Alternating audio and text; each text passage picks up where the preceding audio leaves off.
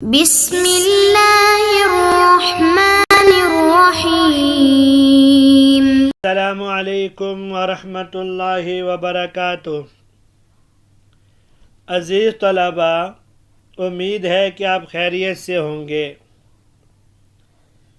آج ہم قافیہ کا سبق نمبر 170 پڑھ رہے ہیں، جس کے اندر ہم افعال ناقصہ کے حوالے سے دو اہم قواعد پڑھیں گے۔ اس سے پہلے ہم نے افعال ناقصہ کی تعریف اور پھر ان میں سے ہر ایک کی تحقیق پڑھی تھی۔ چلتے ہیں اپنے سبق کی جانب۔ بسم اللہ الرحمن الرحیم۔ وَيَجُوزُ تقدیم اخبارها كلها على اسمائها وهي في تقديمها عليها على ثلاثة اقسام: قسم يجوز وهو من كان إلى راحة، وقسم لا يجوز وهو فيما أوله ما خلافا لابن كيسان في غير ما دام، وقسم مختلف فيه وهو ليس۔ ترجمہ دیکھ لیں۔ وَيَجُوزُ تقدیم اخبارها كلها على اسمائها، تمام افعال ناقصہ کی خبروں کو ان کی اسماء پر مقدم کرنا جائز ہے۔ وَهِيَ فِي تقدیمها علیہا، اور خود ان پر بھی ان کی خبروں کو مقدم کرنا علی ثلاثۃ اقسام، تین اقسام میں ہے۔ قسم یجوز، ایک قسم میں یہ جائز ہے، وَهُوَ مِن کان الی راحہ، وہ کانا سے راحہ تک ہے۔ وقسم لا یجوز، اور ایک قسم میں جائز نہیں ہے، وَهُوَ فِي ما اولہ ما، اور وہ افعال ہیں جن کے شروع میں ما داخل ہے۔ خلاف ابن کیسان، ابن کیسان کے خلاف ہے۔ فی غیر ما داما، ما داما کے علاوہ میں۔ وقسم مختلف فیہ وہو لیس، اور ایک قسم مختلف فی ہے اور وہ لیسا ہے۔ آج کے درس کے اندر ہم دو اہم مسئلے افعال ناقصہ کے حوالے سے پڑھیں گے۔ پہلا مسئلہ یہ ہے کہ افعال ناقصہ کی خبر کو ان کے اسم پر مقدم کرنا جائز ہے یا نہیں، اور دوسرا مسئلہ یہ ہے کہ افعال ناقصہ کی خبر کو افعال ناقصہ پر مقدم کرنے کے حوالے سے تین اقسام پڑھیں گے۔ صاحب قافیہ رحمہ اللہ پہلے مسئلے کی طرف یوں اشارہ کر رہے ہیں کہ وَيَجُوزُ تقدیم اخبارها كلها على اسمائها، کہ افعال ناقصہ کے تمام افعال ناقصہ کی خبروں کو ان کی اسماء پر مقدم کرنا جائز ہے۔ جیسے کانا قائما زید، یہاں کانا کی خبر قائما ہے، اس کو اس کے اسم زید پر مقدم کیا گیا۔ یہ مسئلہ تو آسان ہے۔ اگلا مسئلہ یہ وَهِيَ فِي تَقْدِيمِهَا عَلَيْهَا عَلَى ثَلَاثَةِ اقسام، خود افعال ناقصہ پر ان کی خبروں کو مقدم کرنے کے حوالے سے افعال ناقصہ کی کئی اقسام ہیں، یعنی تین اقسام ہیں۔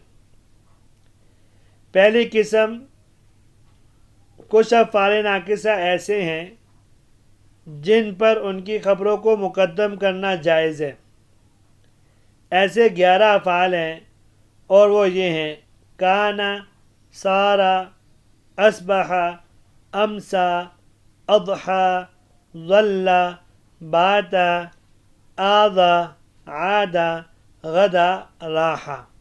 جیسے قائمن کانا زیدن، قائمن یہ خبر ہے، اس کو کانا پر جو فعل ناقص سے مقدم کیا گیا۔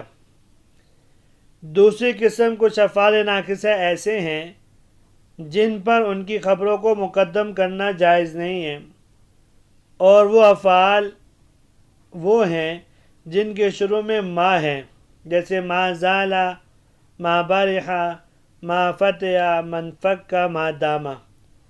چنانچہ قائمن ما زالا زید نہیں کہہ سکتے، اس لیے کہ ما داما کے شروع میں ما مصدریہ ہے اور باقی میں ما نافیہ ہے۔ ما مصدریہ اور ما نافیہ دونوں صدارت کلام کو چاہتے ہیں۔ اگر ان افعال کی اخبار کو خود ان افعال پر مقدم کیا گیا تو ان کی صدارت باطل ہو جائے گی اور یہ جائز نہیں ہے، اس لیے ان کی اخبار کو خود ان پر مقدم کرنا صحیح نہیں ہے۔ البتہ اس میں ابن کیسان کا اختلاف ہے۔ وہ فرماتے ہیں ما داما پر تو اس کی خبر کو مقدم کرنا جائز نہیں، کیونکہ اس کے شروع میں ما مصدریہ ہے جو صدارت کلام کو چاہتا ہے۔ اگر اس کی خبر کو اس پر مقدم کیا جائے گا تو اس کی صدارت باطل ہو جائے گی۔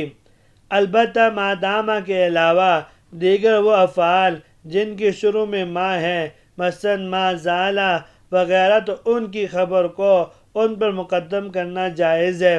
چنانچہ قائمن ما زالا زیدن کہہ سکتے ہیں، اس لیے کہ یہ افعال نفی پر دلالت کرتے ہیں، اور جب ان پر ما نافیہ داخل ہوگا تو یہ کانا کی طرح اس بات کا فائدہ دیں گے۔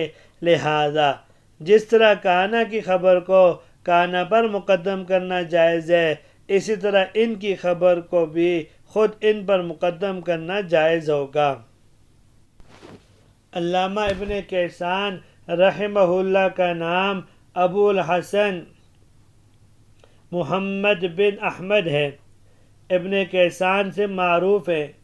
نحو و لغت کے مشہور امام اور بغداد کے باشندے ہیں۔ آپ نے مبرد اور ثعلب سے پڑھا ہے، اور آپ نحو کے مشہور امام ہیں۔ ترغیب القوافی آپ ہی کی کتاب ہے۔ وقسم مختلف فی وہو لیسا، تیسری قسم وہ ہے جس کی خبر کی تقدیم و تاخیر میں اختلاف ہیں۔ علماء بصریین اور امام سیبویہ رحمہ اللہ فرماتے ہیں لیسا پر اس کی خبر کو مقدم کرنا جائز ہے، کیونکہ لیسا فعل ہونے کی وجہ سے عمل کرتا ہے اور فعل عمل قوی ہے۔ اس کا معمول چاہے مقدم ہو یا مؤخر، وہ دونوں صورتوں میں عمل کرتا ہے، لہذا لیسا بھی ایسا ہی کرے گا۔ اور علماء کوفیین اور امام مبرد رحمہ اللہ فرماتے ہیں کہ لیسا میں تقدیم خبر ناجائز ہے، کیونکہ ایک تو لیسا فعل ہونے کی وجہ سے نہیں بلکہ نفی کی وجہ سے عمل کرتا ہے، اور دوسری وجہ یہ ہے لیسا فعل نفی ہے، اور فعل نفی صدارت کلام کو جاتا ہے۔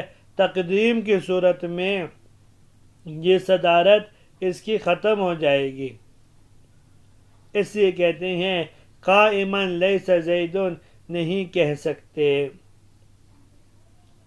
یہاں تک افعال ناقصہ کی بحث مکمل ہو گئی ہے۔ امید ہے کہ آپ کو آج کا سبق بھی سمجھ میں آ گیا ہوگا۔ اجازت دیجیے، اللہ تبارک و تعالی ہم سب کے حامی و ناصر ہوں۔ السلام علیکم ورحمۃ اللہ وبرکاتہ۔